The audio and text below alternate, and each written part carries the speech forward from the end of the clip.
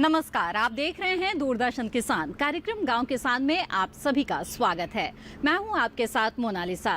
कार्यक्रम गांव किसान में हम आपके लिए कृषि और पशुपालन से जुड़ी हुई कुछ महत्वपूर्ण जानकारियां लेकर आते हैं अपने 3 सेगमेंट खेती किसानी, हमारा पशुधन और कामयाब किसान की दास्तान के जरिए। तो आइए शुरू करते हैं आज का ये कार्यक्रम। आइए कार्यक्रम गांव किसान के पहले सेगमेंट खेती किसानी में हम जानते हैं जो नया कृषि कानून लाया गया है उसके बारे में। खास तौर पर बात करते हैं कृषक सशक्तिकरण व संरक्षण, कीमत आश्वासन व कृषि सेवा पर करार और इसके साथ ही आवश्यक वस्तु संशोधन कानून के बारे में।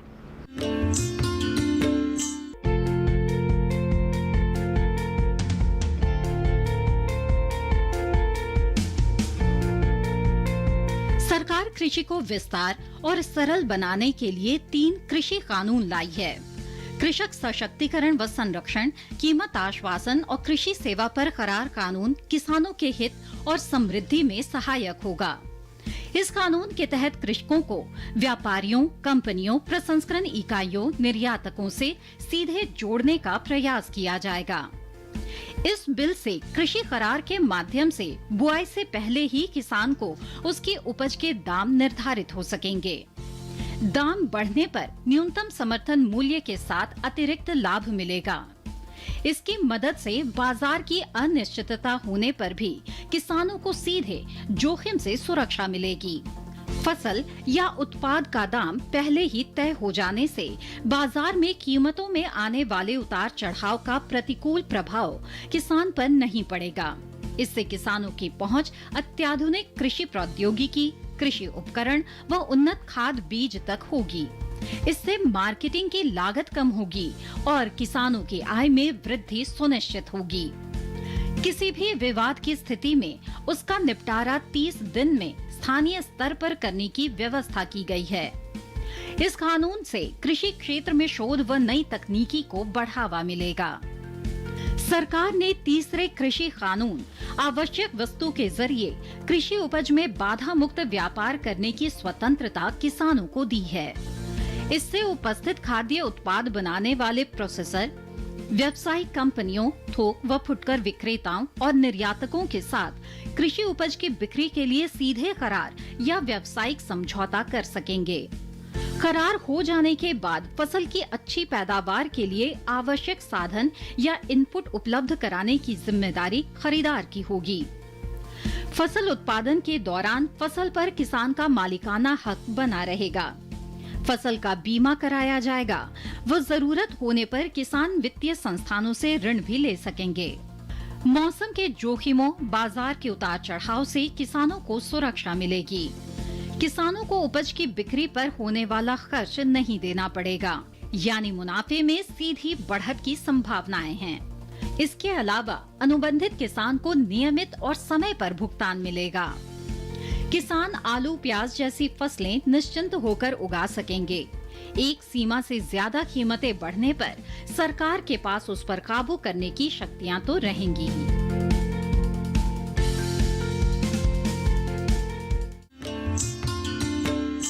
इसी के साथ कार्यक्रम गांव किसान में फिलहाल वक्त है एक छोटे से ब्रेक का। ब्रेक के बाद हम देखेंगे हमारा पशुधन। आप बने रहिए दूरदर्शन किसान पर।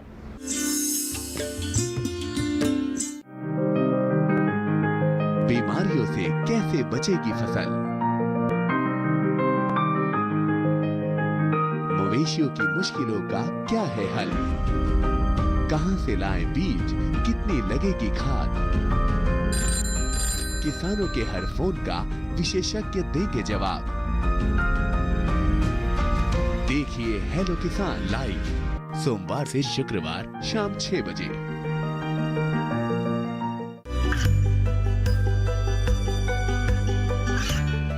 गांवों और पिछड़े क्षेत्रों में सरकारी योजनाओं की जानकारी पहुंचा।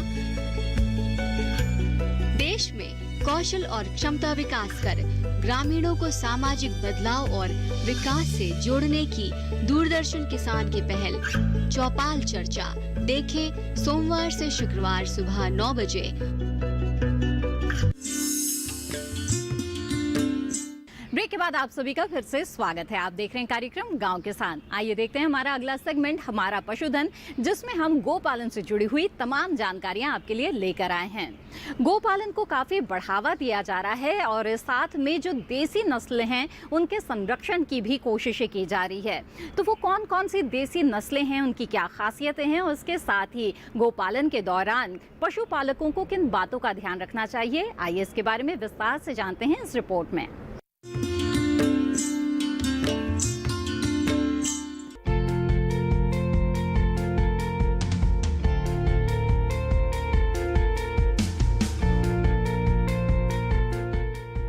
बीसवीं पशु गणना के हिसाब से 2019 में पशुधन में 4.6% की वृद्धि हुई है। 2012 की तुलना में गायों की आबादी 18% बढ़ी है। इस तरह इस समय हमारे देश में गायों की संख्या 14,51,20,000 है। बढ़े हुए ये आंकड़े बतलाते हैं कि किसान गाय पालन में रुचि ले रहे हैं। इसके अलावा डेयरी उद्योग में भी इजाफा हो रहा है। अन्य पशुओं की तुलना में गाय पालन बेहद सरल है। ये और भी सरल हो जाता है जब किसान अपने खेतों में हरा चारा या फसल अवशेष का इस्तेमाल करते हैं। पशुपालक अच्छे मुनाफे के लिए विदेशी गाय पालन में ज्यादा रुचि रखते हैं, लेकिन कुछ बातों का ध्यान रखा जाए तो देसी गाय से भी बेहतर उत्पादन लिया जा सकता है। गोपालन के लिए स्थान विशेष की जलवायु के हिसाब से गाय की नस्ल का चुनाव करना चाहिए। अगर गाय की नस्ल अच्छी होगी तो दूध उत्पादन भी उतना ही अच्छा होगा। वैसे तो हमारे देश में गाय की करीब 39 नस्लें पाई जाती है, लेकिन उनमें से कुछ प्रजाति ज्यादा लोकप्रिय है। साहिवाल गाय की सबसे अच्छी प्रजाति है। ये गाय मुख्य रूप से हरियाणा, उत्तर प्रदेश और मध्य प्रदेश में पाई जाती है। इससे सालाना 2000 से 3000 लीटर तक दूध मिल जाता है। ये गाय एक बार मां बनने पर करीब 10 महीने तक दूध देती है। गिर प्रजाति। गिर गाय को भारत की सबसे ज्यादा दुधारू गाय माना जाता है। गिर गाय एक दिन में 50 से 80 लीटर तक दूध देती है। इस गाय का मूल स्थान काठियावाड़ गुजरात के दक्षिण में गिर जंगल है। इसी वजह से इसका नाम गिर गाय है। हमारे देश के साथ ही विदेशों में भी इसकी काफी मांग है। लाल सिंधी प्रजाति। लाल रंग की इस गाय को अधिक दुग्ध उत्पादन के लिए जाना जाता है। ये गाय पहले सिर्फ सिंध इलाके में पाई जाती थी, लेकिन अब पंजाब, हरियाणा, कर्नाटक, तमिलनाडु, केरल और ओडिशा में भी पाई जाती है। इनसे सालाना 2000 से 3000 लीटर तक दूध मिलता है। राठी प्रजाति।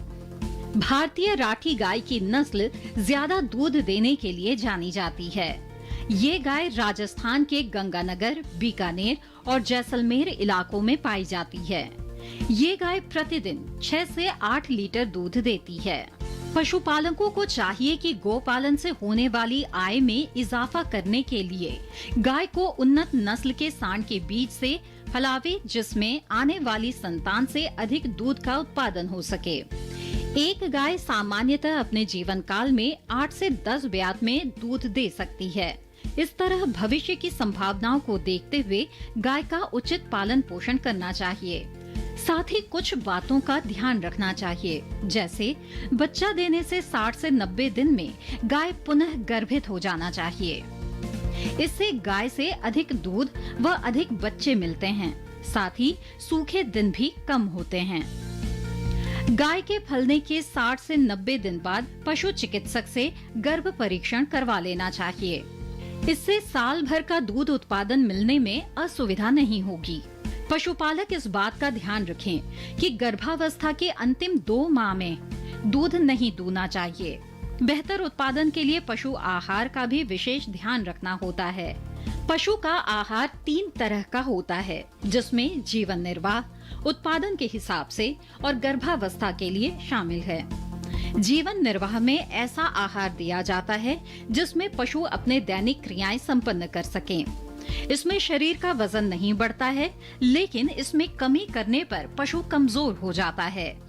वहीं उत्पादन बढ़ाने के लिए दिए जाने वाले आहार में पशु को जीवन निर्वाह के लिए दिए जाने वाले आहार के अतिरिक्त उसके दूध उत्पादन के लिए दिया जाता है, जिसमें प्रति 2.5 किलो दूध के उत्पादन के लिए जीवन निर्वाह आहार के अलावा 1 किलो दाना देना चाहिए।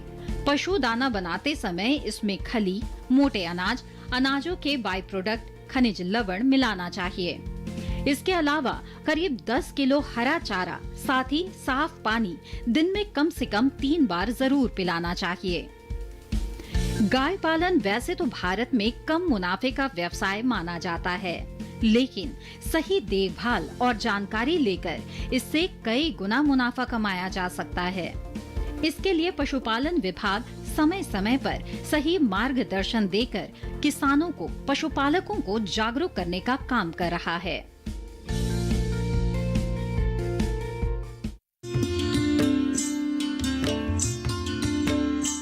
पशुओं से अधिक उत्पादन प्राप्त करने के लिए जरूरी है मौसम के अनुसार उचित पशु प्रबंधन। तो आइए देखते हैं क्या कहता है इस माह का पशुपालक कैलेंडर।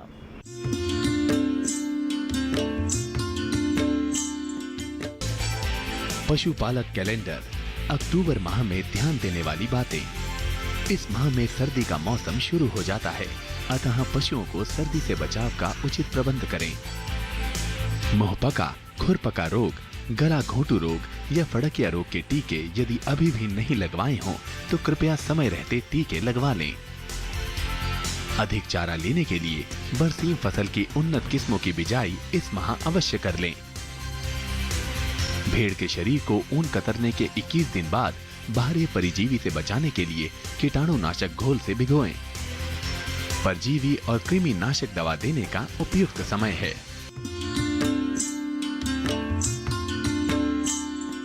कार्यक्रम गांव किसान में वक्त हो चला है एक छोटे से ब्रेक का। ब्रेक के बाद देखेंगे कामयाब किसान की दास्तान। आप बने रहें दूरदर्शन किसान पर।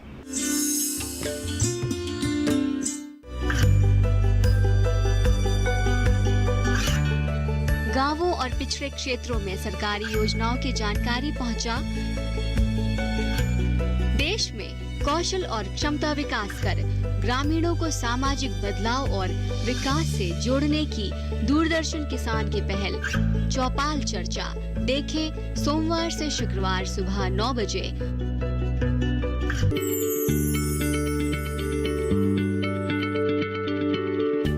क्या आप किसी बीमारी से परेशान हैं? चाहते हैं डॉक्टर की सलाह? तो हम हैं आपके साथ, बताएंगे आपको जीने की राह। समस्याएं आपकी, समाधान देश के मशहूर विशेषज्ञों के। घर बैठे बात करें देश के जाने माने डॉक्टरों से। हमारे लाइव प्रोग्राम स्वस्थ किसान में हर शनिवार शाम 6 बजे से 7 बजे तक। ब्रेक के बाद आप सभी का फिर से स्वागत है। आप देख रहे हैं कार्यक्रम गांव किसान। आइए देखते हैं कामयाब किसान की दास्तान। और आज हम आपको मिलवाने जा रहे हैं पंजाब के रहने वाले एक युवा किसान अमनदीप सिंह से। इनकी खासियत ये है कि ये युवा हैं, इन्होंने अपनी पढ़ाई पूरी की है, इसके साथ ही पीढ़ियों से चले आ रहे हैं अपने पारंपरिक खेती के ज्ञान को ना इन्होंने छोड़ा है, बल्कि इसके साथ ही आधुनिक तकनीकों को भी इन्होंने जोड़ा है। और इसके साथ ही खेती के मामले में उन्होंने वो कामयाबी हासिल की है कि अब वो दूसरों के लिए भी प्रेरणा स्रोत बन गए हैं। तो आइए देखते हैं इनकी कामयाबी की दास्तान इन्हीं की जुबानी।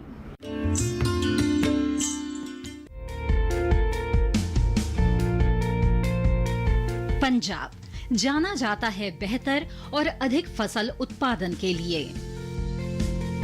लहलहाते खेत खलिहान और दूर तक फैली हरियाली, ये परिणाम है किसानों की मेहनत का। आज देश के युवा भी बढ़ चढ़कर खेती में अपना योगदान दे रहे हैं। ऐसे ही एक युवा किसान हैं अमनदीप सिंह। अमनदीप ने 2018 में पढ़ाई पूरी की और जुट गए खेती किसानी में। अमनदीप के दादा महेंद्र सिंह बंटवारे के बाद यहाँ आ गए।